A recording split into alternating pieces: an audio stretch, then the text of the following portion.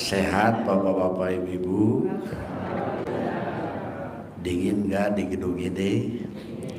Makanya saya pakai jaket ya, saking dinginnya. Pertama, saya datang ke sini waktu itu kurang lebih 10 hari sebelum bulan puasa tahun kemarin. Jadi mohon maaf ya bapak-bapak ibu-ibu semuanya. Memang tahun kemarin saya ada masalah. Cukup berat lah, cukup berat. Setelah saya puasa 9 hari kalau tidak salah.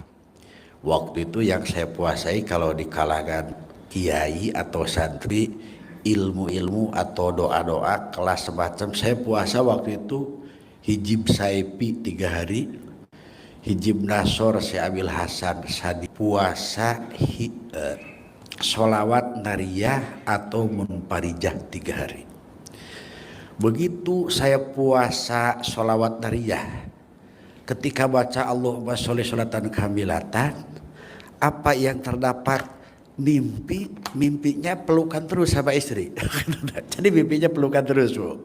Nah, kurang lebih 8 hari saya puasa, setengah 4 pagi sambil istri masak di dapur untuk saya terakhir sahur. Saya buka YouTube, tiba-tiba yang muncul YouTube RDAY, itu yang muncul. Nah, begitu saya simak sampai saya sambil makan sahur saya simak terus. Siangnya saya terus bolak-balik. Gitu. Di sanalah saya menemukan, ternyata ini mungkin yang bisa menyelesaikan permasalahan saya. Gitu. Alhamdulillah. 1 tahun mungkin pas di sama hari ini. 1 tahun saya bolak-balik ke RDAY. Dalam waktu 1 tahun ini alhamdulillah masalah yang sedang saya hadapi sedikit terus selesai. Dan alhamdulillah mungkin mudah-mudahan di bulan Ramadan Allah memberikan hadiah yang luar biasa kepada saya. Itu mudah-mudahan sebelum puasa. Amin ya Rabbal. Ini langsung saja ya, itu mungkin perkenalan dari saya. Awal atau kronologi saya datang ke RDAY. Gitu.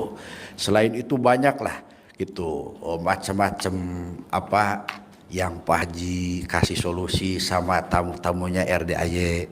Kan saya punya pengajian, Bu. Saya pengajian setiap Kamis sore, pengajian ibu-ibu. Di sana saya menemukan tentang ML. Terus saya pengajian tiap malam Rabu keliling di setiap wilayah, banyak menemukan apa yang disampaikan Pak Haji Dewi ini. Bahkan ketika saya datang ke sini tahun kemarin, saya mencoba baca Quran 12 juz dalam waktu 1 minggu, hanya tamat selesai 4 juz, 5 juz, terus belum kuat 12 juz.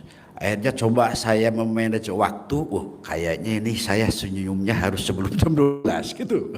Akhirnya saya coba waktunya saya olah, senyum sebelum jam 12, jam 12 lebih 1 menit saya mandi, terus sholat malam, terus baca Al-Quran. Tugas dari Pak Haji guru kita semua nih, baca Al-Quran 12 juz selama 99 malam. Alhamdulillah saya selesai. 99 malam saya baca Quran 12 juz. Ternyata ketika saya baca Al-Quran gitu, ya karena dulu saya mondok di pesantren agak lumayan lama lah, kurang lebih 12 tahun. Jadi sambil baca Quran saya siapkan kertas, siapkan ballpoint. Ternyata apa yang disampaikan Pak Haji, contoh seperti ibadah ekstrim, sedekah ekstrim, termasuk ML gitu. Dan tugas-tugas dari guru kita semuanya tidak terlepas dari koridor agama. Contoh seperti ini. Di dalam surat An-Nahl ayat 97 saya menemukan firman Allah, Bismillahirrahmanirrahim, man amila soliham min dzakarin au untha fala nuhyiyannahu hayatan thayyibah wala najziyanahum bi ahsani ma kanu ya'malu. Itulah hadis ibadah ekstrim atau dalil tentang ibadah ekstrim, yang artinya siapa saja yang mampu melaksanakan ibadah ekstrim, maka itu bukan insya Allah lagi Pak, jawaban Allah di dalam Al-Quran, pala nuhyiyannahu, pasti saya, kata Allah, akan memberikan, bahasanya nuhiyah. Nuhiyah itu berasal dari kata hayya, artinya kehidupan. Bukan Allah aswaba atau sawaba, memberikan pahala, bukan. Jadi pala nuhyiyanahu, maka kami akan memberikan kehidupan. Jadi bahasanya kehidupan. Kehidupan semacam apa? Hayatan thayyibah, kehidupan yang baik atau luar biasa gitu. Jadi buat orang-orang yang sanggup dan siap melaksanakan ibadah ekstrim. Cuman kebanyakan, termasuk saya nih, kebanyakan dari kita itu kalau berdoa sekarang besok ingin dikabulkan, ya betul Bu, begitu betul Bu? Ya, kebanyakan seperti itu. Nah, itu yang pertama. Yang kedua, kita masuk ke RDAY. Begitu di sini 1 jam 2 jam melihat situasi, kadang-kadang di pikiran kita sudah ada pikiran yang negatif atau jelek. Itu. Kenapa? Kita datang nih ke RDAY, tapi pikiran kita mulai, wah, kok kenapa ya di RDAY begini? Begini. Nah, yang menjadi penghalang kita Pak, kita ingin berguru ke guru kita Bapak Haji. Tapi di hati kita ada setitik suudon, walaupun kecil, itu yang membuat hajat kita lelet atau lama untuk dikabulkan. Ini saya kutip dari sebuah kitab yang bernama Kitab Al-Hikam, karya Syekh Ibnu Athaillah.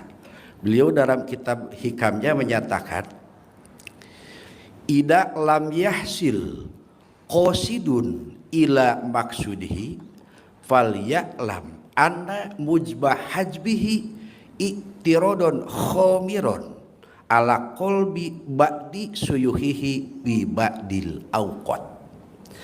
Itu. Jadi kata Syekh Ibnu Athaillah, wah, seorang ulama sufi yang terkenal di dunia. Bahkan kitab-kitab hikamnya itu hampir di seluruh pesantren di dunia ini selalu dipelajari. Jadi dalam kitab hikam tersebut dikatakan oleh Syekh Ibnu Athaillah, ida lam yahsil qasidun ila maksudihi, ketika seseorang yang punya hajat belum terkabul atau lama, apa kendalanya? Fal ya'lam, harus diketahui, fa'lam anna mujbah hajbihi, sesungguhnya yang menghalangi hajat kita terkabul, gitu. Yang menghalangi hajat kita terkabul, iktirodon khomiron, ada sesuatu yang menutupi ala qalbi ba'di suyuhihi, terhadap hatinya seorang guru, bibadil awqat, di sebahagian waktu. Nah, apa guru kita tahu nih kalau kita suudon? Pertanyaan pasti seperti itu ya. Apa guru kita tahu kalau kita suudon?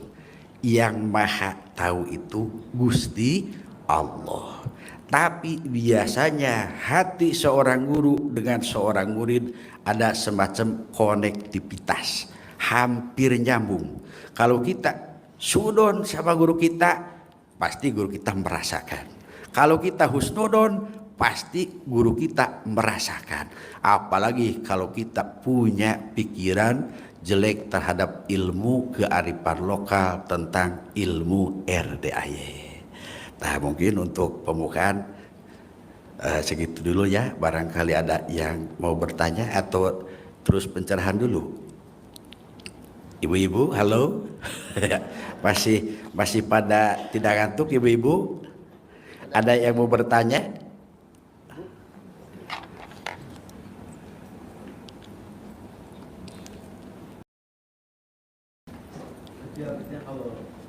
Oh, nanti nanti digilir ya, digilir ya.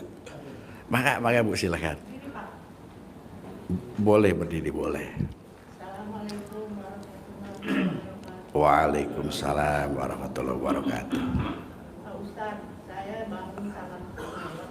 Ya, Salat malam yang jam 12 malam. ya, ya. 12 malam saya udah lakukan 10 hari.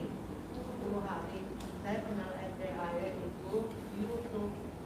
Ya. 10 hari. Boleh agak dekat Bu mic-nya. 10 hari. Ya, tapi alhamdulillah Pak Ustadz, penyakit saya itu sembuh semua.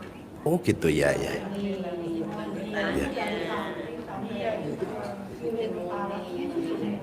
Iya, iya.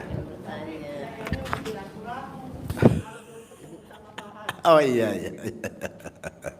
Ya. Iya, penyakit dari kaki sampai kepala tuh sembuh semua. Saya lakukan tiap malam, saya ngaji, saya berdoa. Dari bangun tidur saya tuh salat tahajud, salat tobat, salat qobliyah. Alhamdulillah saya ngaji Quran. Alhamdulillah pada enteng badan. Tadinya saya nggak bisa jalan juga dituntun.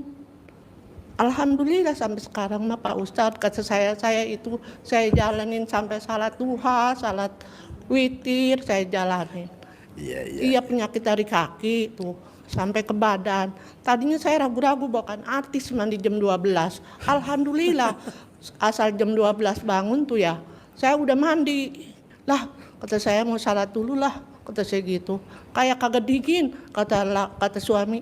Dingin mah, enggak dingin, kata saya gitu. Dijajal dah kalau dingin malah.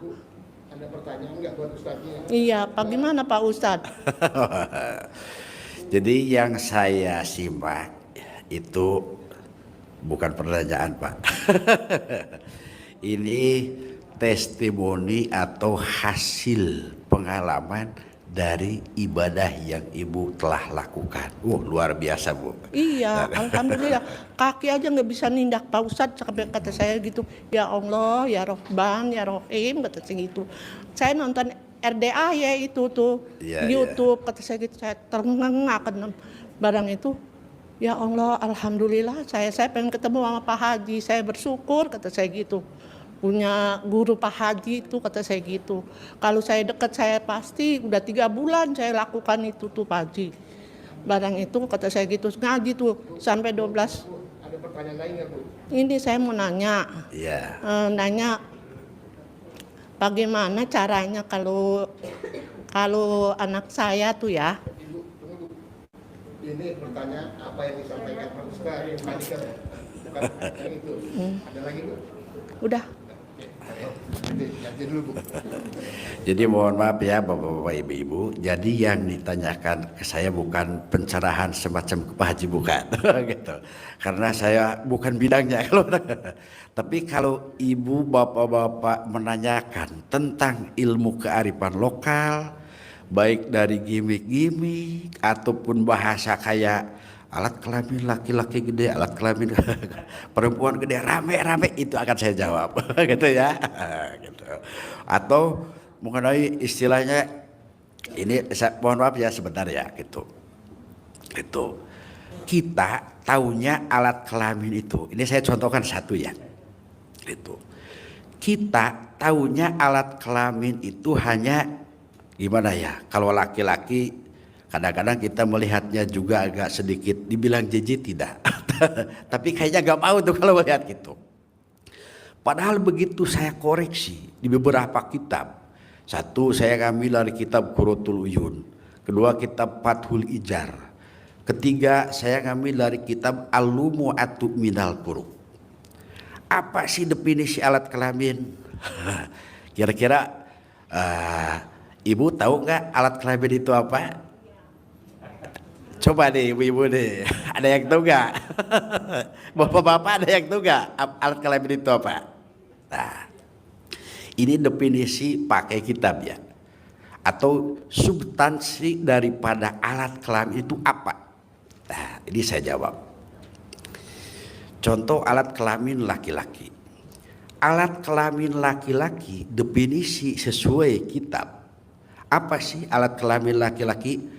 Adwun min a'dha'ir rajuli. Salah satu anggota badan yang terletak dalam diri seorang laki-laki. Ini saya ambil laki-laki dulu. Itu. Gimana seterusnya? Yakhruju minhu arba'atu miyahin. Keluar dari alat kelamin itu 4 air, Bu. 1 baulun, yaitu air kencing. Kedua wadiun, ada namanya air wadi. Air wadi itu keluar ketika kita sudah bekerja keras. Wah, kita mampu mikul hanya 20 kilo. Tiba-tiba kita memikul 80 kilo. Kita tidur itu pasti keluar. Itu cairan itu namanya wadi dan hukumnya najis. Ketiga madiun. Madiun, air madi itu cairan dari alat kelamin kita. Kapan keluarnya? Ketika kita syahwat kita sudah agak memuncak. Itu biasanya keluar. Ada cairan namanya madiun. Yang keempat, dari alat kelamin kita keluar maniun atau sperma. Itu definisinya. Terus kesananya ini istimewanya nih alat kelamin kita nih. Kenapa? Alat kelamin kita berfungsi dan luar biasa. Dan itu merupakan suatu anugerah dari Allah yang patut kita syukuri. Itu. Nah, tadi adwun min a'dha'ir rajuli yakhruju minhu arba'atu miyahin al-baulu wal wadiyu wal madiyu wal maniyu. Itu. Apa istimewanya? Ini 1. In lama saliyadu ila auratin nisa. Ketika tangan kita nih seorang laki-laki meraba kepada aurat perempuan, mana kasadiyaiha seperti 2 payudara atau salah satu payudara, au parjiha atau kepada alat kelaminnya haroka, maka anggota tubuh itu atau alat kelamin, istilah Pak Haji apa itu? Kalau bergerak. Istilah RDA deh. Kalau alat kelamin laki-laki bergerak, istilah RDA apa? Ibu-ibu yang lebih paham ya. Ini baru berapa tuh? Ini yang berapa kok? Kenapa yang ngacengnya itu? Itu yang pertama. Yang kedua istimewanya itu wa inro al ainu, ketika 2 mata kita melihat ila aurat nisa kepada auratnya perempuan, kasadiyaiha wa parjiha wa pahdaiha, di antaranya 2 payudaranya atau parjinya atau pahanya, gitu. Haroka si alat kelamin itu cerdas, ibu cerdas. Berarti memperhatikan ibu. Yang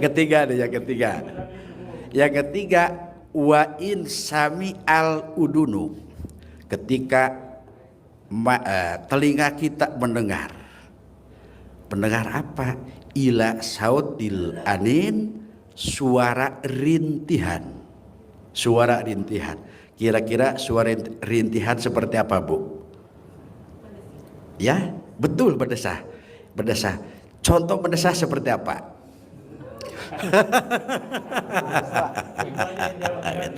Ibu-ibu aja yang jawab.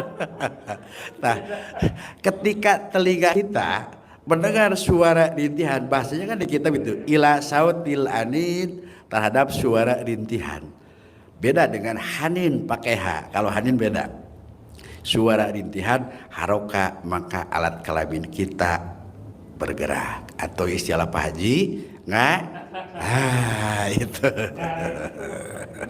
Nah, itu yang pertama ya. Terus yang kedua, kadang-kadang kita alergi dengan bahasa yang biasa dipakai di RDAY. Ini biar saya jelaskan dulu deh, biar ibu-ibu, bapak-bapak paham tentang ilmu kearifan lokalnya.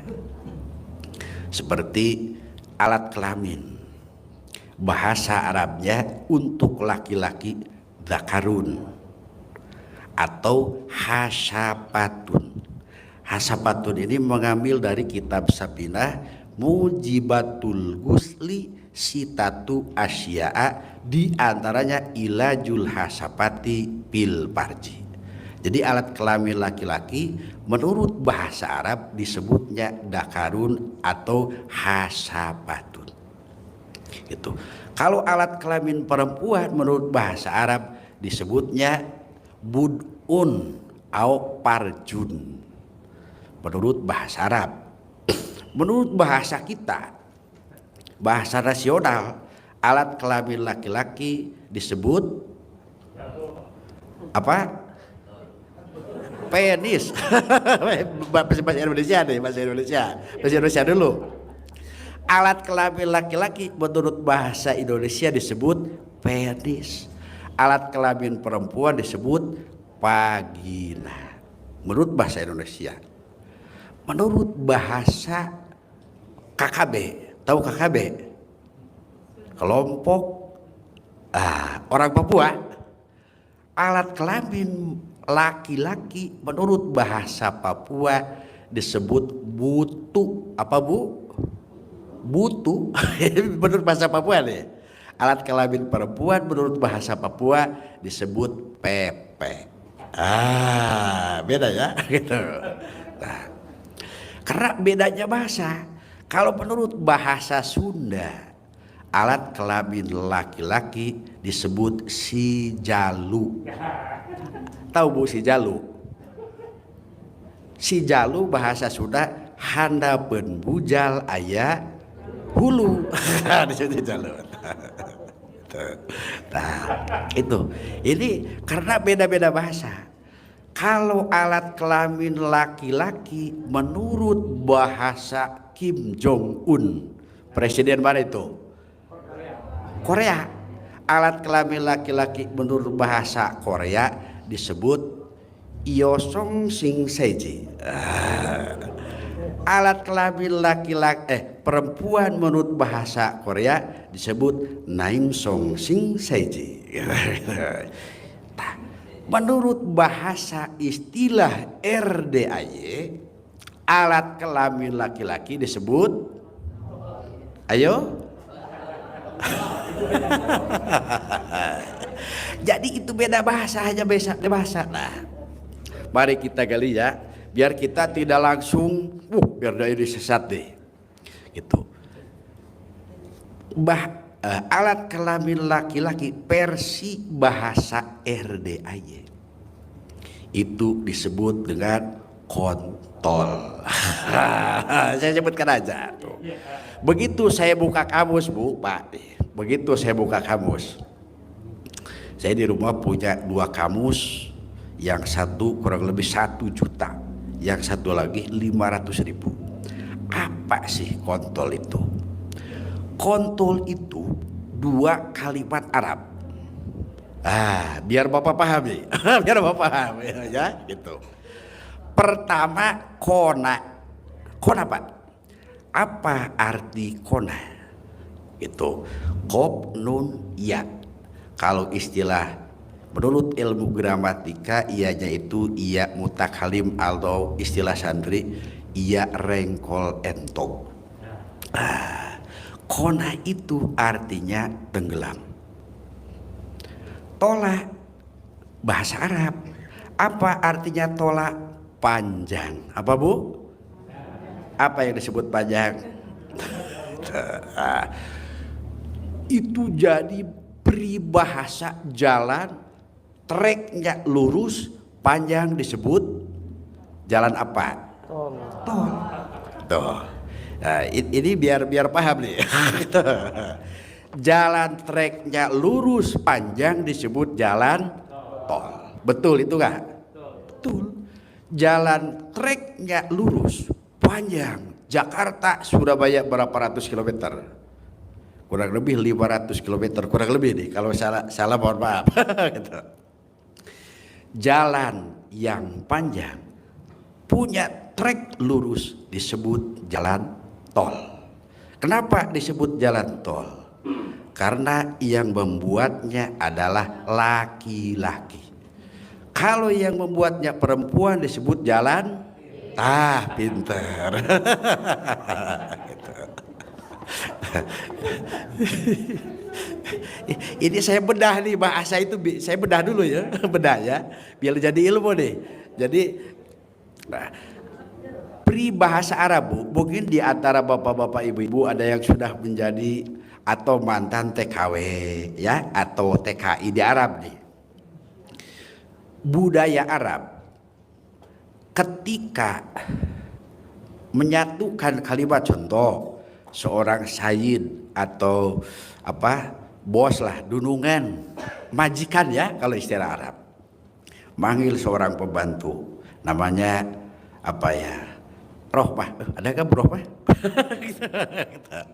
Seorang pembantu lah itu, terbantu gitu. Rohmah, ta'al, sini. Istarsum.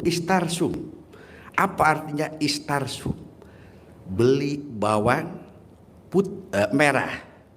Istarbasol, sini pembantu. Istarbasol, beli bawang putih. Sini pembantu sini, ta'al, istar moyah, kamu beli air mineral. Itu. Jadi istar satu kalimat Arab, basol satu kalimat Arab, beli bawang putih. Ketika disatukan jadi istar basol. Kembali ke kajian pertama. Kona artinya tenggelam. Tola artinya panjang. Ketika disatukan jadi kona tol. Tuh.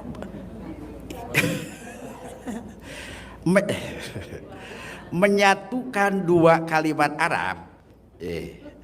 Menyatukan dua kalimat Arab menurut ilmu gramatika atau nahwu sorof, istilah di pesantren itu disebutnya idopat. Menyatukan dua kalimat Arab disebutnya idopat. Jadi kona mudob, tola mudob ileh, kalau disatukan jadi kona tol. Berhubung kurang pas. Kurang pas deh. Kurang pas. Dibuanglah harokat nunnya diganti jadi sukun, tadinya konatol jadi betul itu betul. Hidup apa aduh, ini pembedahan secara ilmiah Pak gitu. Jadi Bapak Ibu harus tahu dulu gitu. Jadi bahasa-bahasa Pak Haji dengan sebutan kontol dan lain itu bukan bahasa yang kotor. Itu asli bahasa Arab. Silakan kalau nggak percaya Ibu buka kamus. Saya punya kamus dua. Pertama kamus Marbawi, kedua kamus Munjid. Ada kurang lebih 1.000.000 sekian ratus ribu di rumah saya ada bahasa Arab gitu. Nah, ramailah di dunia maya. Wah, RDA ini sesat, macam-macam ya. Wah, ini nyimpang.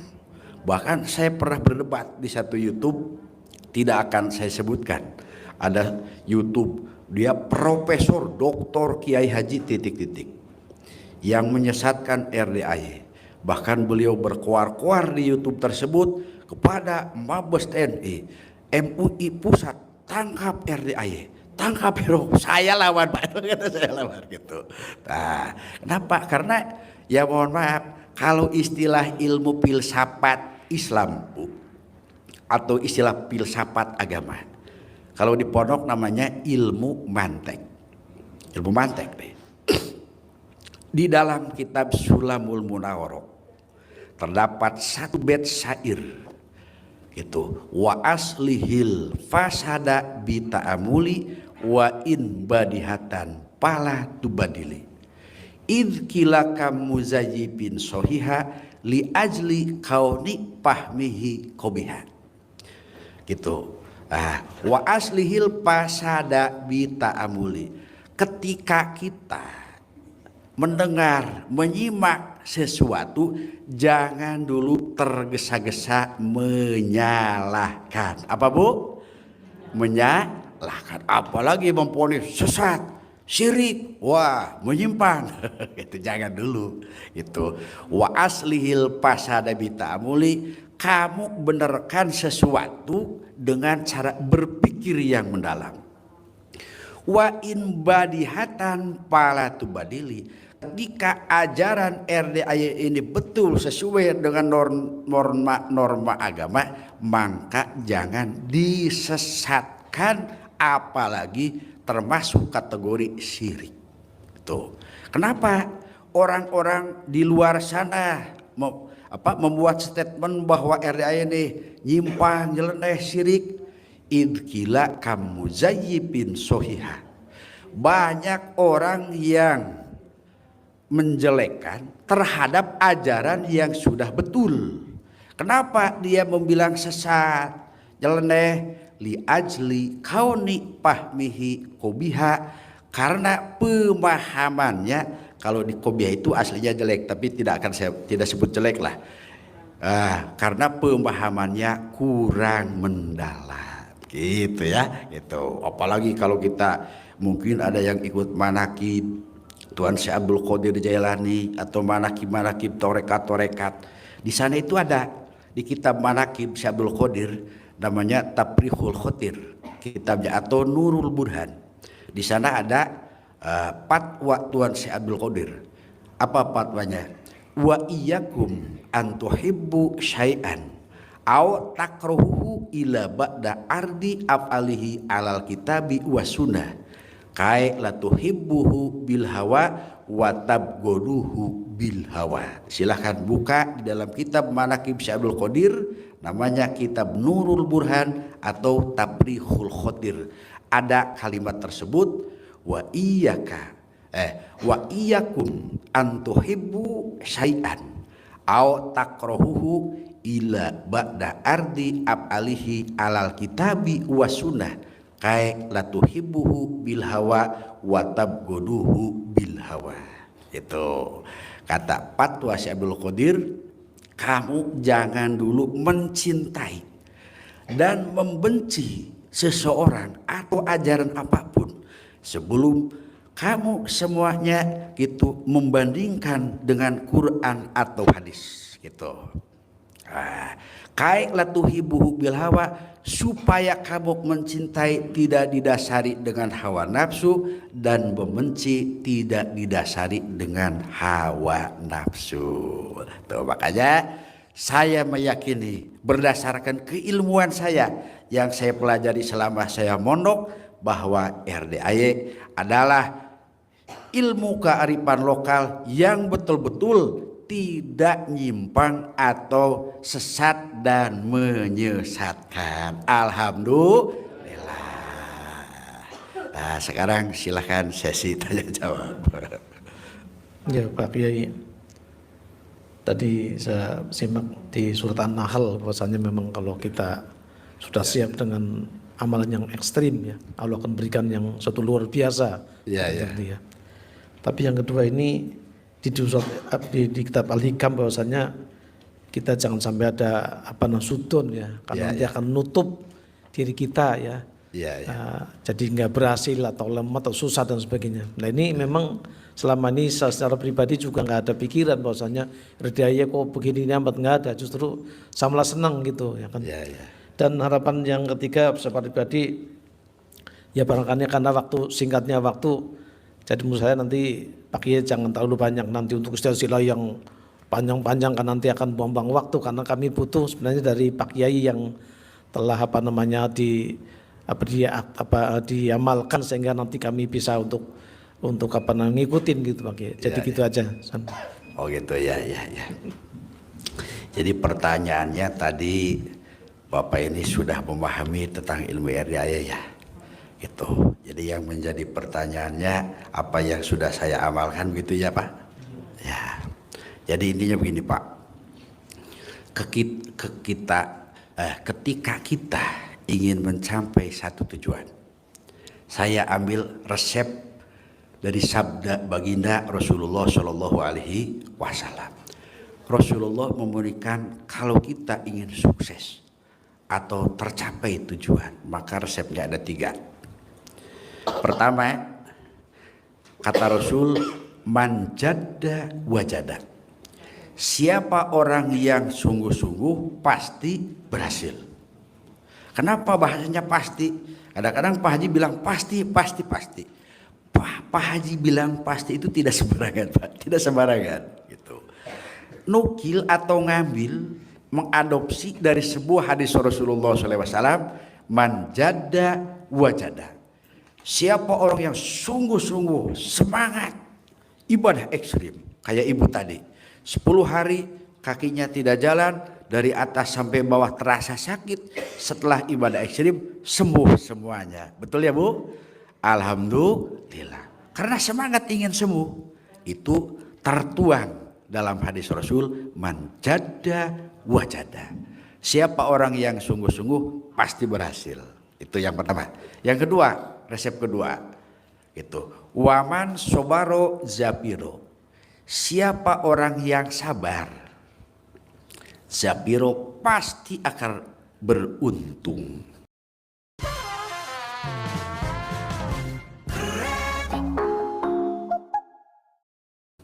Aduh, gimana kita nggak bisa sabar Pak? Bangun jam 12, orang lain lagi pada ngorok, nyenyak tidur gitu ya. Kita bangun harus senyum gitu ya, harus senyum. Berapa kali? 40 kali. 41 kali. Habis senyum baca Quran, terasa pegal, mata ngantuk dipaksakan. Ketika mampu melewati sabar, zapiro pasti akan beruntung. Itu bahasanya pasti, itu bukan akal-akalan atau dibuat-buat Pak. Zapiro wajada, manjada itu kalau saya bongkar dengan ilmu gramatika Arab atau ilmu nahwu sorof, ketika kalimat Arab baik hadis ataupun Quran redaksinya pakai fi'il madi, faidah dalam ilmu bilagoh itu litahqiqil wuqu pasti terjadinya. Gitu, litahqiqil wuqu. Yang ketiga, resep sukses waman saro ala zafiri wasola. Kata Rasul, siapa orang yang berjalan di atas jalanku, kata Rasul, itu wasola pasti akan sampai ke tujuan. Nah, jadi makanya mohon maaf Bapak yang saya hormati, yang penting resepnya satu, amalkan apa yang sudah Pak Haji perintahkan. Itu yang pertama, resep suksesnya.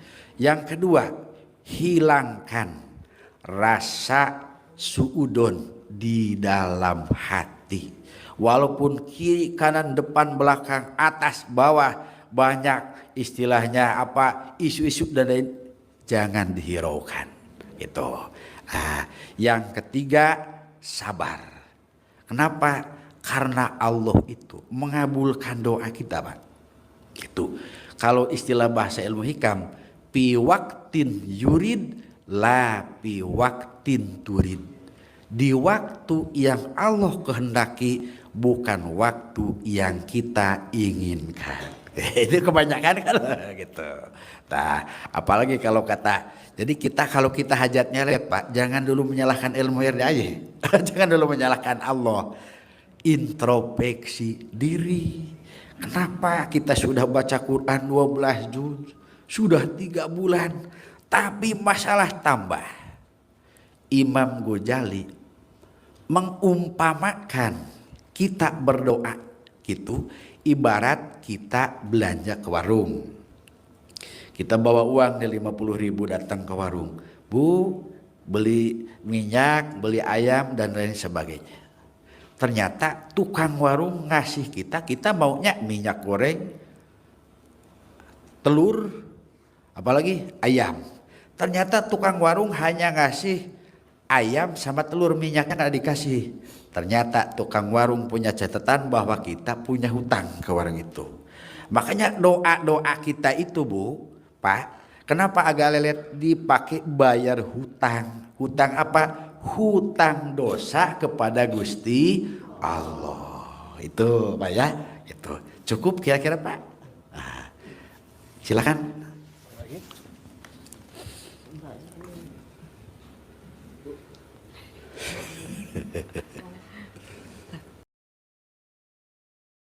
Yakin DHA si kecil cukup? Rekomendasi ahli, DHA 100 mg per hari, Enfagrow Essential.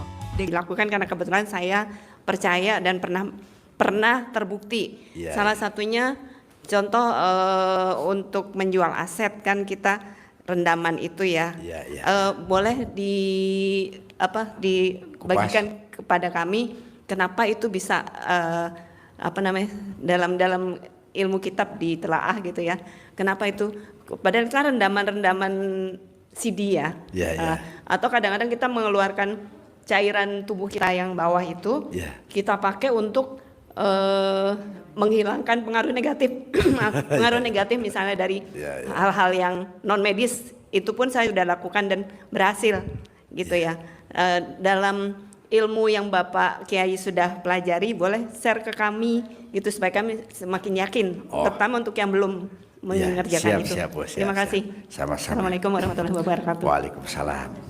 Terkait ilmu kearifan lokal. Aduh, mohon izin saya sambil duduk aja ya. Kalau berdiri lama.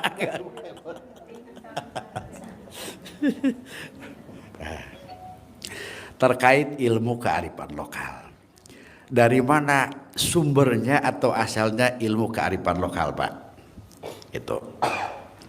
Nah, di dalam kitab Jam'ul Jawame juz 2 karya Syekh Tajuddin As-Subki. Kenapa dinamai kitab Jam'ul Jawame? Karena 100 kitab, intisari dari 100 kitab ada di kitab tersebut. Makanya namanya Jam'ul Jawame. Gitu. Dan biasanya kalau di kalangan santri atau pondok, anak santri yang belajar kitab Jam'ul Jawame itu biasanya yang satu mondoknya sudah lama, bahkan sudah memahami 12 pan atau jurusan lah kalau di ilmu pesantren. Di dalam kitab Jam'ul Jawame Bu, ada juz 2 tapi halaman saya lupa. Tapi itu sudah mau terakhir, khotimatun. Kalau tidak salah redaksinya seperti itu. Khotimatun mabnal fikhi ala arbaati asya'a. Berdirinya ilmu fikih itu terdiri dari 4 sandaran. Pertama, anal yakin la yujalu bisak. Yang kedua, wa ana dorori yujalu. Yang ketiga, wa anal masakota tajlibu taisiro. Yang keempat, wa anal adata muhakkamatun. Nah, kita ambil yang keempat karena itu terkait ilmu kearifan lokal. Kata Syekh Tajuddin As-Subki, wa anal adata muhakkamatun. Ilmu adat atau kebiasaan manusia itu bisa diangkat jadi hakim. Bukan wali hakim, bukan. Jadi hakim itu artinya yang menjelaskan atau menentukan suatu permasalahan. Di sana dijelaskan mana kajamani haidin seperti zaman haid. Ibu-ibu kan masih sering haid ya. Itu ibu-ibu, ada yang waktunya sehari semalam, ada yang 7 hari 7 malam, ada juga yang 15 hari 15 malam. Ketika Imam Syafi'i dulu beliau menentukan zaman haid, gitu. Imam Syafi'i bertanya kepada satu perempuan, wahai sini berapa lama kamu haid? Kata perempuan tersebut, sehari semalam ya Syekh. Terus Seseringnya 7 hari 7 malam. Lamanya 15 hari 15 malam. Imam Syafi'i belum begitu yakin kalau nanya hanya satu perempuan. Akhirnya Imam Syafi'i nanya lagi. 2, 3, 4 sampai kalau tidak salah 6 atau 7 perempuan. Semuanya sama ketika haid 1 hari semalam. Biasanya yang sering 7 hari 7 malam, kebanyakannya 15 hari 15 malam. Akhirnya dari sana Imam Syafi'i memutuskan bahwa zaman haid itu waktunya sehari semalam dan seterusnya. Adanya hukum adat ini diambil bukan dari Al-Quran, bukan dari Al-Hadis. Tapi adanya zaman haid ini diambil dari kebiasaan atau adat istiadat perempuan. Itu. Nah, itu yang pertama. Yang kedua, gitu. Terkait ilmu kearifan lokal. Nah, kadang-kadang kan Pak Haji mungkin ibu pakai gimmick-gimmick ya Bu ya. Assalamualaikum, aku Rama dan Suci. Tahun ini Ramadan pertama kami sebagai suami istri. Ternyata jadi Dipakai ya. Atau biasanya itu ya tukang jual ya. Itu. Alat kelamin laki-laki gitu, perempuan gede, rame gitu. Ah, itu ilmu kearifan lokal. Zaman dulu Bu, zaman dulu gitu. Di kitab hikmah namanya Kunujul Asror dan Asrorul Hikmah terdapat bahasa adat istiadat zaman dulu. Zaman dulu. Apa bahasanya? Saya lihat di kitab itu, 1 litohtilin, mahtohtilin, kohtohtilin, jahlatilin, linahah tohtilin. Coba Bapak Ibu cari di dalam kamus, susah untuk menemukan artinya itu. Karena itu bahasa lokal zaman dulu Pak. Gitu. Zaman lokal, zaman ilmu kearifan lokal zaman dulu itu. Nah, Ibu meyakini dengan ilmu kearifan lokal dan ternyata hajatnya terkabul. Ibu kan terkabul ya hajatnya. Nah, itu bukan ajaran nyeleneh, bukan ajaran menyimpang, tapi itu hasil dari keyakinan ibu terhadap sang guru kita. Itu hasil dari sugestinya Bu. Sugesti ibu jalan bahwa ilmu RDAY ini mantap, akhirnya membuahkan hasil hajat ibu terkabul. Bukan dari cara ibu gimmick-gimmicknya, bukan gitu. Itu namanya ilmu kearifan lokal. Dan itu sudah dicontohkan zaman dulu. Zaman Nabi Musa, zaman Nabi Ibrahim gitu. Zaman dulu ada yang disebut dengan Asma Suryani. Nama Asma Suryani, ada Asma Aso Musa, bahkan ada juga nama Asma Ashabul Kahfi. Ashabul Kahfi itu kan bukan sebuah doa, tapi itu nama untuk sebuah penjaga Raja Iskandar Dzulkarnain. Apa namanya? Yamliho, Miksalaina, Mislaina, Marnusin, Dabarnusin, Sadanusin, Kapas, Toetusin. Bapak Ibu cari di dalam kamus gak bakalan ketemu itu artinya. Gitu. Ilmu kearifan lokal zaman dulu. Nah, biasanya ilmu kearifan lokal bahasa litohtilin mahtohtilin itu sampai yang melihat miksalaina dipakai oleh siapa? Oleh orang-orang spiritual atau kiai-kiai ahli hikmah. Itu biasa dipakai Pak. Kalau sama kiai ahli hikmah, contoh warungnya ingin rame nih, seorang spiritual nulis atau ahli hikmah di atas warungnya pakai spidol merah. Litohtilin, mahtohtilin, kohlotilin, jahlatilin, linahah tohtilin. Padahal disebut doa bukan, disebut bahasa Arab bukan, disebut bahasa Quran bukan. Itu bahasa adat zaman dulu. Karena seorang ahli hikmah meyakini bahasa itu bisa membuahkan hasil, warungnya jadi rame, ditulislah ayat itu. Yang menjadi pertanyaan, kenapa tulisan atau ahli hikmah menulis itu tidak dibilang sesat? Gitu ya. Sementara Pak Haji gimmick-gimmicknya dibilang nyeleneh. Kan itu aneh. Gitu. Itu perbandingan ya, studi banding tuh. Gitu. Nah, jadi terkait Ibu yang tadi saya jawab, ilmu kearifan lokal bersumber dari karya Imam Syafi'i di dalam sebuah kitab namanya Jamul Jawame wa Anal Adata Muhakkamatun. Jadi seandainya Ibu mau melanjutkan itu, kalau sudah berhasil tinggal diteruskan. Cukup Bu? Alhamdulillah. Ada lagi? Apa?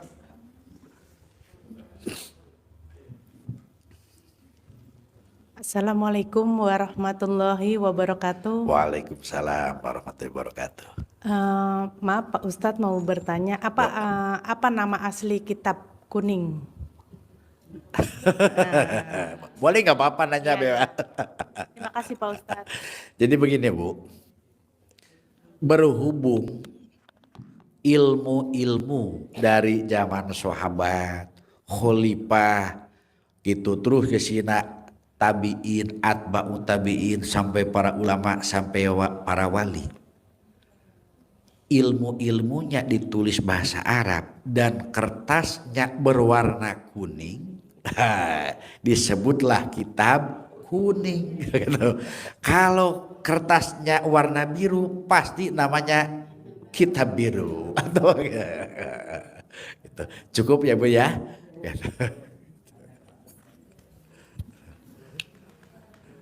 Oke, siapa lagi Bapak Ibu yang mau nanya? Ayo. Yang selama ini masih penasaran. Silakan Bu Rohmat. Maaf saya sambil minum Bu ya. Berkat Entrasol, berbuka puasa dengan kebaikan, jalani aktivitas dengan kekuatan. Ya udah. Mau nggak silakan. Untuk Assalamualaikum warahmatullahi wabarakatuh. Gus, pertanyaannya ada dua ya. Minta tolong dijelaskan tentang pertaubatan diri. Terus yang kedua sama tentang pembedahan di kitab Qurratul Uyun dan Fathul Izar tentang berdoa setelah ML. Itu minta tolong dijabarin gitu. Wah, tepuk tangan dulu Pak, tepuk tangan dulu biar semangat. Jadi biar semangat ibu-ibu dan bapak-bapaknya, kalau memang kita setelah melakukan itu kita berdoa, di situ tuh memang sebenarnya ada doa yang baik dan ada berkah yang baik buat kita gitu. Mohon dibedah dari ilmu Fathul Izar atau dari Qurratul Uyunnya. Terima kasih. Yang mana dulu ini Bu? Bebas setelah Gus aja. Pertobatan diri dulu ya. Tentang pertobatan diri boleh. Diri dulu. Kenapa Pak Haji kesininya ada sholat tobat 18 rakaat atau 18 salam? Terkait dengan sifat 18. Ketika kita masih ada 18 sifat, ya, maka kita untuk misalnya kalau kita masih suka jutek, nah kita sholat tobat 2 rakaat kali 18 itu 36. Oh iya, ya. Terkait masalah sholat tobat ketika kita melakukan atau melanggar salah satu sifat 18. Mungkin begitu ya Bu pertanyaannya. Nah, tobat itu, fungsi daripada tobat itu adalah menghapus dosa-dosa yang sudah kita lakukan. Dan sifat 18 itu termasuk sifat hati yang tidak mungkin, sulit untuk dihapus dengan ibadah dohiriyah badaniyah. Gitu.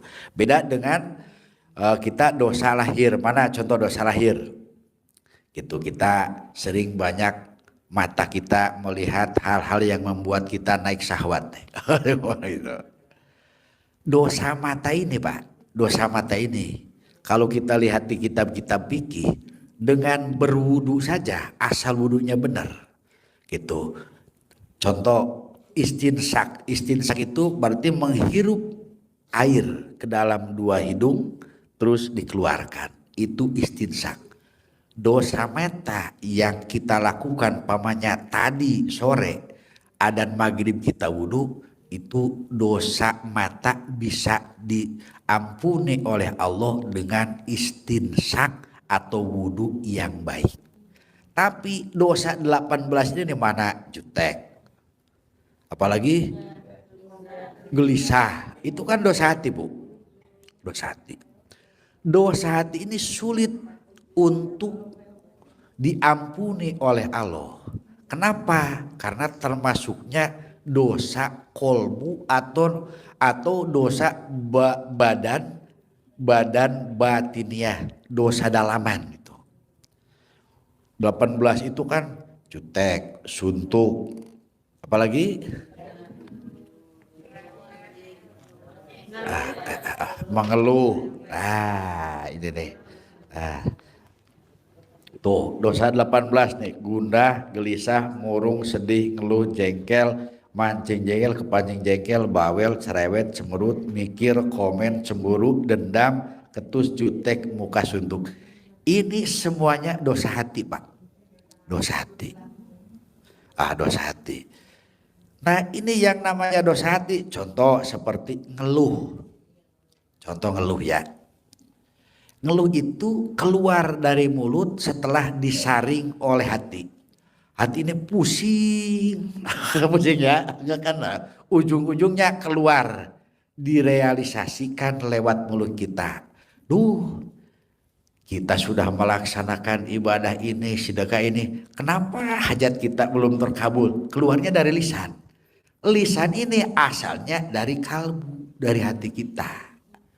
Untuk menobati dosa satu saja mengeluh, maka bisa diampuni oleh Allah dengan kita melaksanakan sholat taubat gitu. Cukup Bu? Itu makanya Pak Haji memberikan solusi kepada kita. Ketika kita belum bisa menjauhi sifat 18 ini, maka diupayakan solusinya adalah dengan melaksanakan sholat taubat sebanyak 18 kali. Kalau kita belum bisa menghindari salah satunya, apalagi 18. Saya juga lagi belajar Pak. Saya juga belum bisa nih. Mungkin baru beberapa sifat lah yang sudah lulus. Waduh, masih banyak. Gitu. Itu yang pertama. Yang kedua terkait ML. ML itu bahasa Arabnya atau kitabnya adalah al-jima'u. Kalau dengan istri yang sah, al-jima'u. Kalau dengan istri selingkuhan, bukan al-jima'u tapi az-zina, namanya berzina. Gitu. Kenapa Allah di dalam Al-Quran wala taqrabu zina innahu kana fahisyatan wa sa'a sabila. Berhubung dosa zina itu sangat besar Pak, zina itu. Maka ketika kita bersetubuh dengan istri, pahalanya sangat besar. Tuh. Nah, di Al-Quran tidak dijelaskan bahwa itu al-jima itu umpamanya sawabuhu kathiro, tidak ada. Hanya di Al-Quran dijelaskan nisaukum harsulakum pa'tu harsakum annasitu. Nah, kembali ke ML. Kenapa Pak Haji sering memberikan solusi buat tamu-tamunya yang ibadah ekstrim belum mampu, sedekah ekstrim belum mampu. Nah, kita sering dengar di YouTube-nya, lu kalau belum mampu melaksanakan ibadah dan sedekah ekstrim, lu kira-kira ML sehari semalam bisa nggak 3 kali? Ya, kalau tidak salah begitu ya. Pertanyaan Pak Haji. Begitu saya lihat YouTube itu Pak, saya juga bengong. Wah, apa iya ML bisa menyelesaikan masalah? Yang menjadi pertanyaan saya dulu seperti itu. Ketika saya buka beberapa kitab, satu, saya menemukan di dalam hadis Arba'in 40 mutiara hadis Nabi di hadis yang ke-25. Di sana ada redaksi wafi bud'i ahadikum sodakotan. Ternyata di alat kelamin salah satu kalian semua ada nilai sodakoh. Nilai sodakoh itu kalau ibu menawarkan. Itu. Ini saya mau nanya nih sama ibu-ibu. Biasanya ibu nih sama suami menawarkan atau diajak?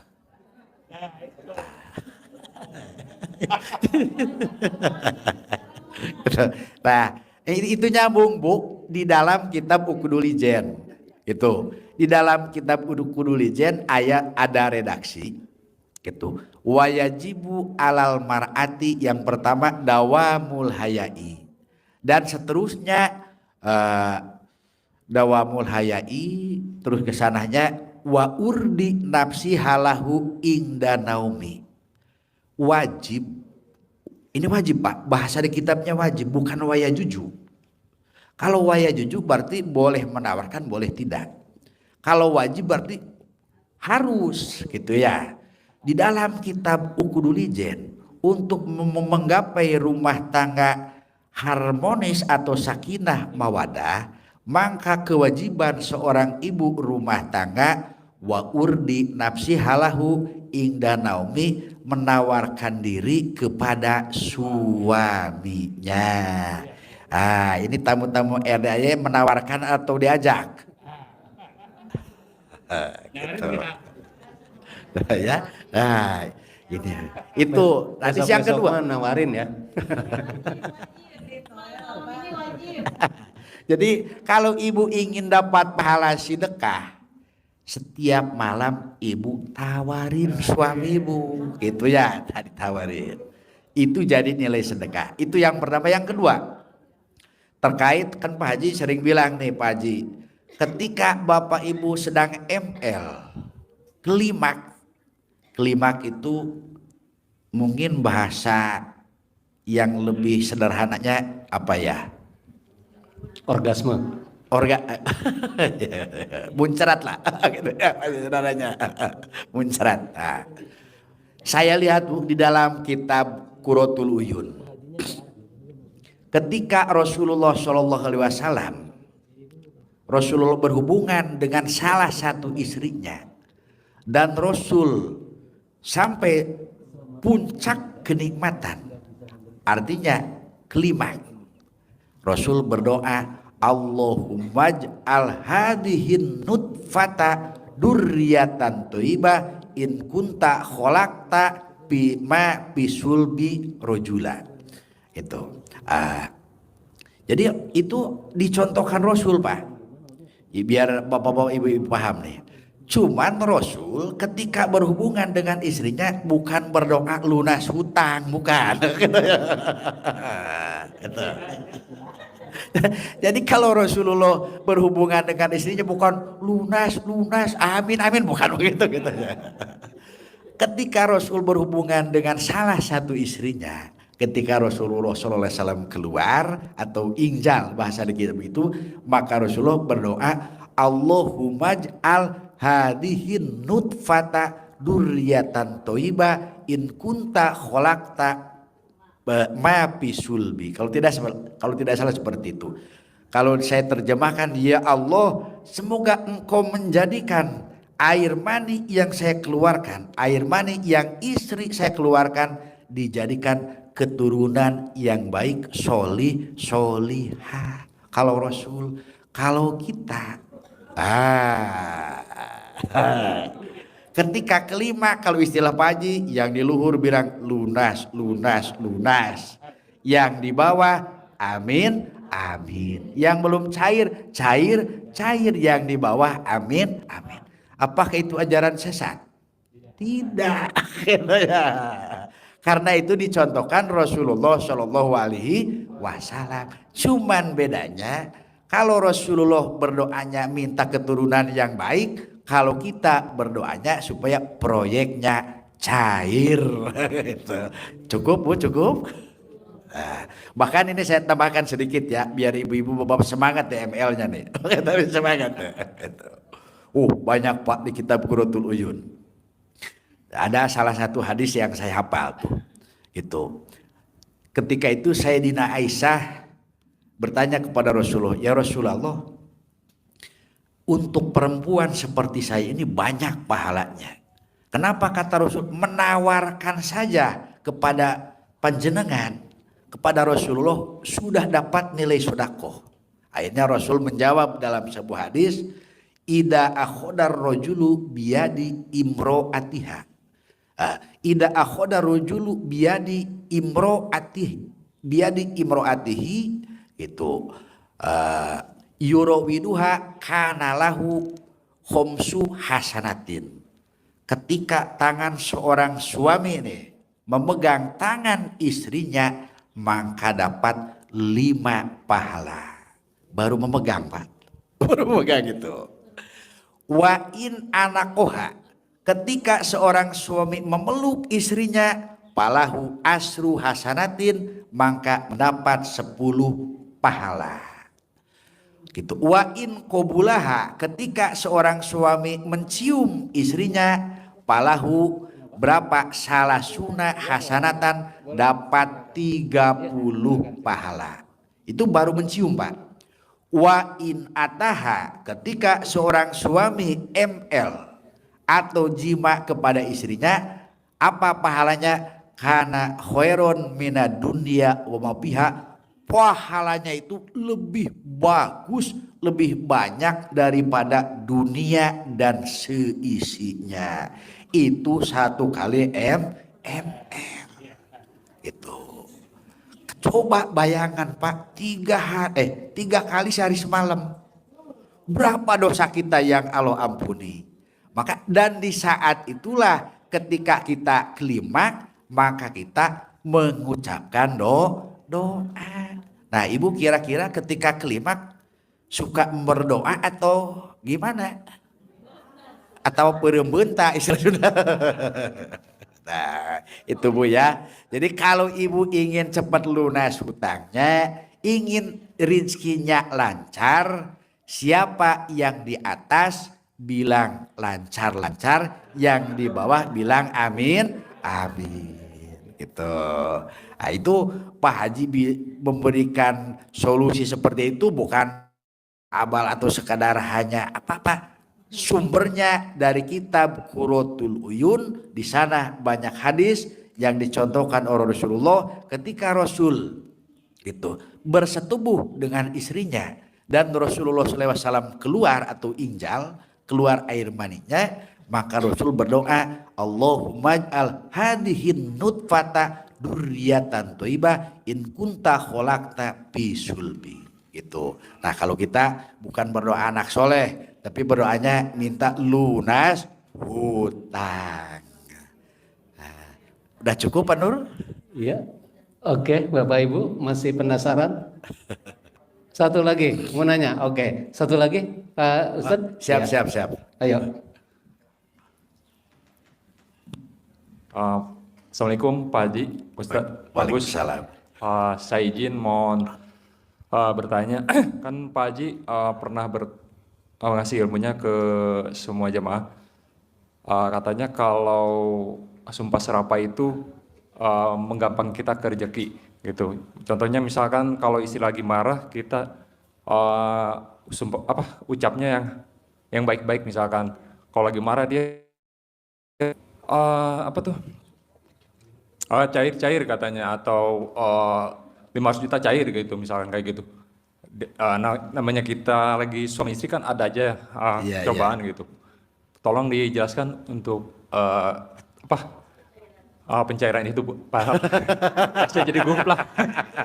Ya pokoknya seperti itulah gitu. Mungkin ada yang bisa menjelaskan. Ya gitu Pak. Ya, ya.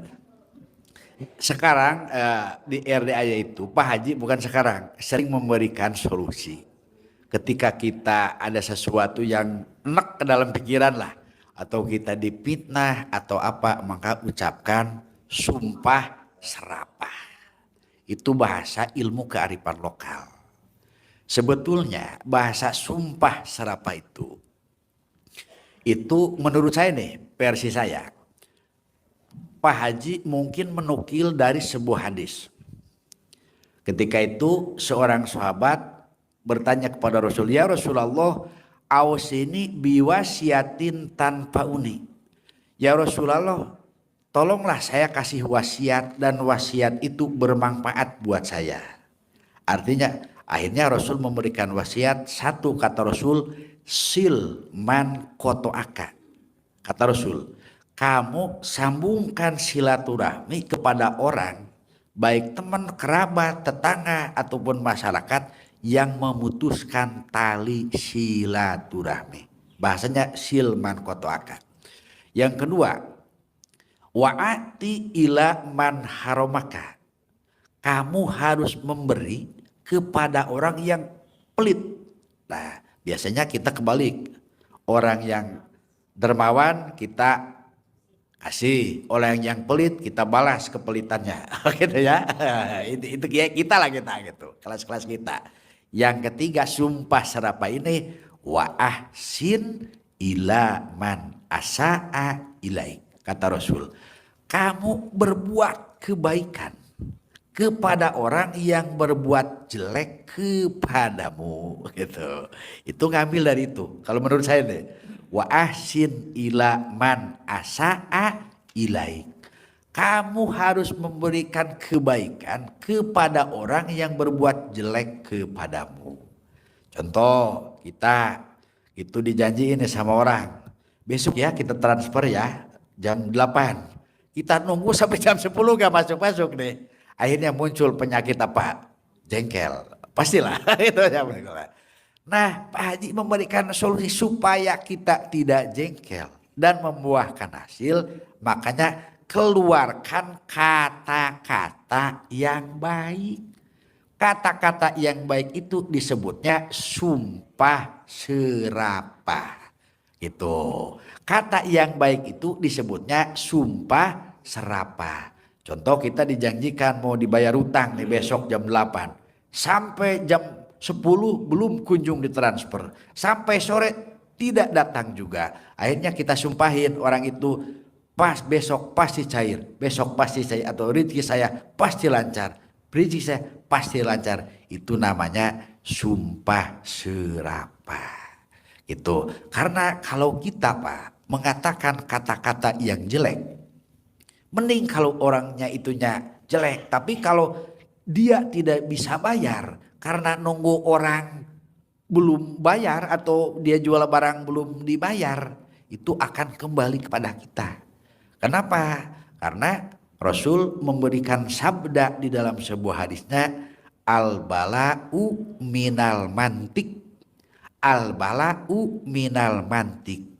Datangnya musibah itu diawali dari sebab omongan kita.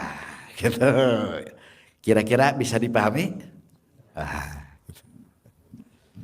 Baik, gimana Bapak Ibu? Masih ada? Masih ada? Gimana Gus? Satu lagi? Ya boleh. Satu lagi. Masih ada waktu. Sebelum kita sholat tahajud ya. Pukul 1 masih ada waktu 15 menit. Yuk silakan Pak.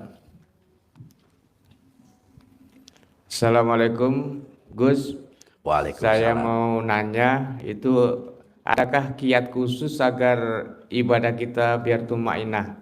Karena kita orang awam ini kalau seminggu doa-doa tidak terkabul sudah mulai bosan. Jadi adakah kiat khusus? Itu saja Gus. Wassalamualaikum warahmatullahi wabarakatuh.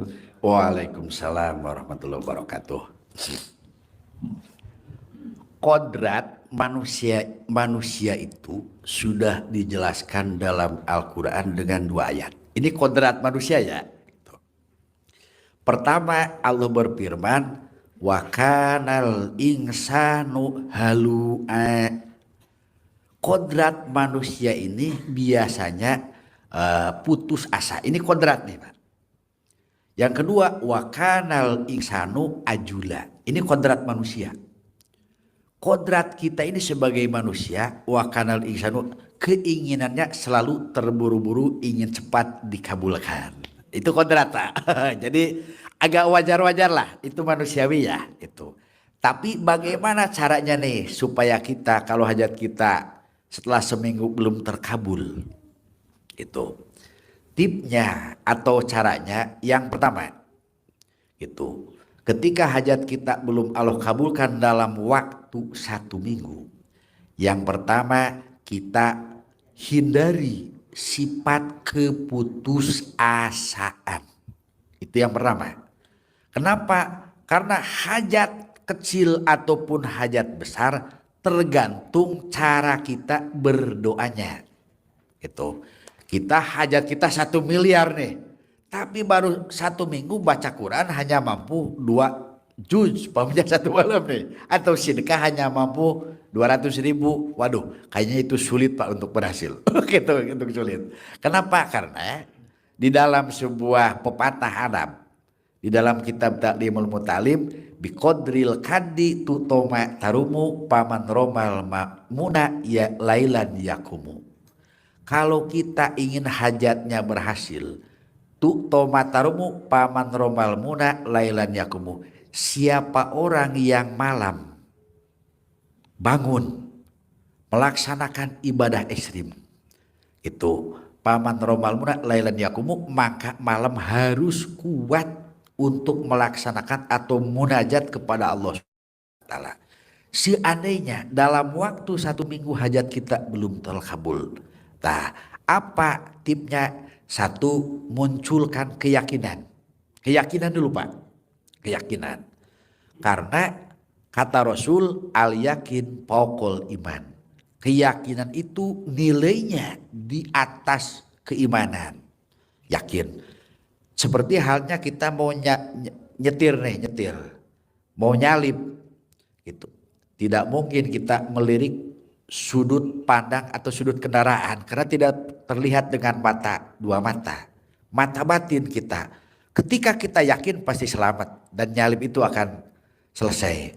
Tapi ketika kita ragu apa yang akan terjadi, maka bisa jadi tabrakan atau benturan. Makanya tipnya yang pertama, munculkan keyakinan. Keyakinan di dalam diri, keyakinan di dalam mengerjakan apa yang sedang kita kerjakan. Yang kedua, keyakinan bahwa setiap doa atau setiap keinginan pasti Allah kabulkan.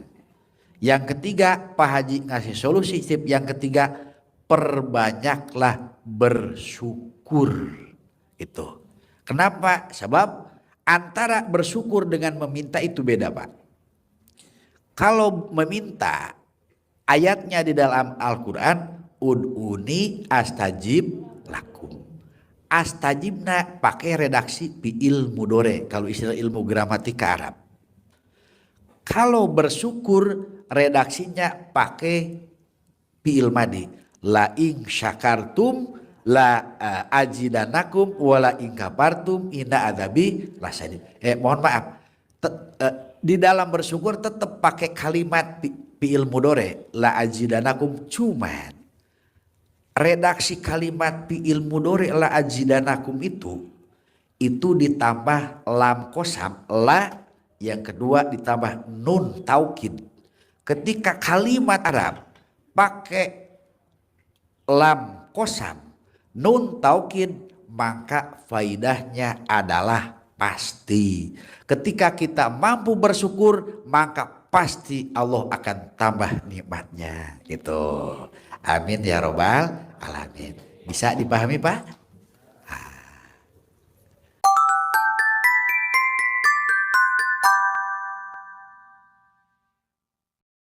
Aku approve. Melindungi lebih dari 8 tahun. Aku approve.